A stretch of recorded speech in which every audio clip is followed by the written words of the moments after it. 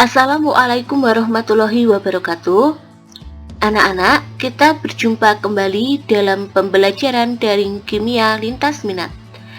Pada pertemuan kali ini, kita akan membahas mengenai protein. Simak penjelasannya baik-baik ya. Protein merupakan polimer dari satuan-satuan monomernya yang berupa asam amino. Asam amino sendiri merupakan senyawa karboksilat yang mengandung gugus amino atau NH2.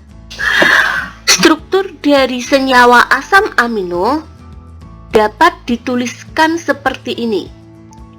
Intinya, dalam suatu senyawa asam amino terdapat gugus karboksilat atau COOH, gugus NH2 atau amino, dan gugus R. Gugus H dari COOH menyebabkan senyawa asam amino ini bersifat asam. Sedangkan gugus NH2 menyebabkan dia memiliki sifat basa. Jadi asam amino itu bersifat amfoter.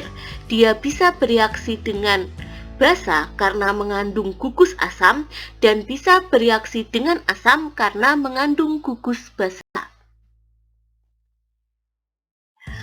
Sedangkan gugus R sendiri di sini merupakan gugus spesifik yang membedakan antara satu asam amino dengan asam amino yang lain. Sejauh ini terdapat 20 macam asam amino yang dapat dihidrolisis dari berbagai protein. Sekarang kita akan belajar mengenai sifat-sifat asam amino. Yang pertama, senyawa asam amino larut dalam air dan pelarut polar lain. Kemudian, mempunyai titik lebur lebih besar dibanding senyawa karboksilat dan amina. Mempunyai momen dipol besar, bersifat elektrolit. Tetapi, senyawa asam amino ini kurang basa dibandingkan senyawa amina dan kurang asam dibandingkan senyawa karboksilat. Berikutnya, senyawa asam amino bersifat amfoter atau membentuk anion jika direaksikan dengan asam dan membentuk kation jika direaksikan dengan basa. Jika suatu asam amino bereaksi dengan asam, maka H+ dari suatu asamnya akan bereaksi dengan gugus NH2 yang bersifat basa, sehingga menghasilkan senyawa dengan struktur seperti ini. Gugus NH2-nya menjadi gugus NH3 positif. Sedangkan ketika suatu asam amino bereaksi dengan basa, OH- dari basa akan bereaksi dengan H+ dari gugus COOH. Nanti akan membentuk air. Kemudian, senyawa asam amino tersebut ditinggal H+-nya, makanya akan menjadi seperti ini. Di sini karena ditinggal H+, gugus karboksilatnya menjadi COO-. Kemudian, senyawa asam amino jika dilarutkan dalam air, maka akan membentuk ion Zwitter atau zwitterion. Zwitterion merupakan suatu ion yang mengandung kutub positif dan negatif sekaligus. Jadi nanti ketika suatu asam amino dilarutkan dalam air, H+ dari COOH akan terikat oleh gugus amina atau NH2-nya. Makanya nanti strukturnya akan menjadi seperti ini ya. gugus karboksilatnya kehilangan H+, jadi dia menjadi COO-, sedangkan gugus aminanya ketambahan H+, makanya menjadi NH3+. Jadi di sini ada kutub negatif dan kutub positif dalam satu ion.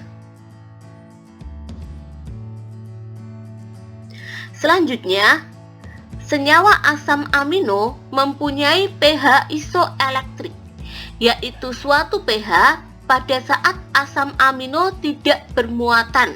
Jadi kutub positif dan kutub negatif dari asam amino tadi tidak ada gitu ya. Nah, di bawah titik isoelektriknya asam amino akan bermuatan positif. Sebaliknya, di atas pH isoelektrik asam amino akan bermuatan negatif. Kemudian, asam amino dapat mengalami denaturasi atau rusak dan mengendap apabila dipanaskan dan diletakkan dalam suasana basah yang tidak sesuai, terlalu asam atau terlalu basah. Sekarang kita pelajari struktur dan nama asam amino. Seperti yang sudah disampaikan tadi bahwa terdapat 20 macam asam amino yang didapatkan dari hasil hidrolisis berbagai macam protein. Dan intinya, dalam suatu struktur asam amino terdapat gugus karboksilat atau COOH, gugus amina atau NH2, dan suatu gugus spesifik. Gugus spesifik itu nanti akan menentukan nama dan struktur dari asam aminonya. Misalnya, jika gugus spesifiknya berupa atom H, maka asam amino tersebut bernama glisin. Jika gugus spesifiknya berupa CH3, asam aminonya bernama alanin. Jika gugus spesifiknya berupa CH2, CH2SCH3, asam aminonya bernama metionin, dan seterusnya. Nanti bisa diamati sendiri di rangkuman ya. Selanjutnya, kita akan belajar mengenai penggolongan asam amino. Yang pertama adalah asam amino esensial. Merupakan asam amino yang tidak dapat disintesis oleh tubuh. Jadi kita mendapatkannya dari bahan-bahan makanan di sekitar kita. Asam amino esensial terdiri dari lisin, leusin, isoleusin, valin, fenilalanin, metionin, trionin, triptofan, arginin, dan histidin. Kemudian ada asam amino non-esensial yang merupakan asam amino yang secara alamiah dapat disintesis oleh tubuh kita. Yang termasuk asam amino non-esensial adalah glisin, alanin, prolin, serin, asparagin, glutamin, sistein, tirosin, asam aspartat, dan asam glutamat. Berikutnya, kita akan belajar mengenai ikatan peptida. Ikatan peptida merupakan ikatan yang menghubungkan dua molekul asam amino. Jika dua asam amino dihubungkan dengan ikatan peptida, akan terbentuk molekul dipeptida. Protein terdiri dari ratusan hingga ribuan asam amino yang masing-masing terhubung melalui ikatan peptida. Ikatan peptida dapat digambarkan seperti ini ya. Jadi ini merupakan suatu asam amino pertama dan ini asam amino kedua. Gugus OH dari asam amino pertama akan bergabung dengan H dari asam amino kedua dan nantinya akan membentuk molekul H2O. Hasil ikatannya dapat digambarkan seperti ini. Jadi CO dari asam amino yang pertama bergabung dengan NH dari asam amino yang kedua. Dari sini dapat kita simpulkan bahwa suatu protein merupakan polimer kondensasi. Karena pada proses penyusunan antar monomernya terjadi reaksi penggabungan dengan dilepaskannya gugus H2O. Selanjutnya, kita akan belajar mengenai penggolongan senyawa protein. Yang pertama, berdasarkan komposisi kimianya. Terdiri dari glikoprotein. Contohnya adalah globulin darah. Kemudian lipoprotein, contohnya adalah lipoprotein darah. Kemudian fosfoprotein, contohnya adalah kasein susu. Metaloprotein, contohnya alol dehidrogenase. Hemoprotein, contohnya hemoglobin.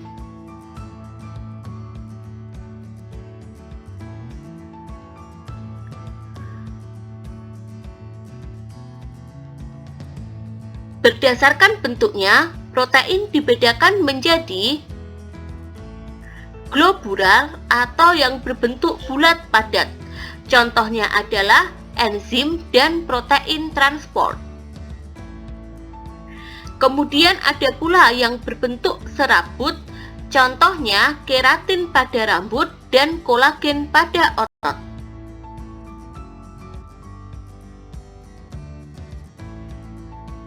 Berikutnya, berdasarkan fungsinya, protein dibedakan menjadi enzim, contohnya amilase dan tripsin. Enzim ini berfungsi sebagai biokatalis reaksi metabolisme dalam tubuh. Kemudian ada protein transport, contohnya hemoglobin. Protein transport ini berfungsi untuk mentransport zat-zat ke seluruh tubuh. Khusus untuk hemoglobin, fungsinya adalah untuk pengangkut oksigen. Kemudian ada protein kontraktil, contohnya aktin dan miosin pada otot manusia. Protein kontraktil ini berfungsi sebagai alat gerak atau penggerak tubuh. Kemudian ada protein struktur yang menyusun suatu organ tubuh, contohnya adalah kolagen pada tulang dan keratin pada rambut. Kemudian ada protein nutrien yang berfungsi sebagai nutrisi bagi tubuh, contohnya adalah ovalbumin yang dapat kita temukan pada telur dan kasein pada susu.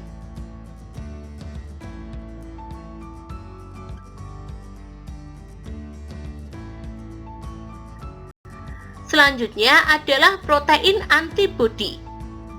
Contohnya imunoglobulin pada vertebrata. Yang terakhir ada protein pengatur, contohnya adalah hormon.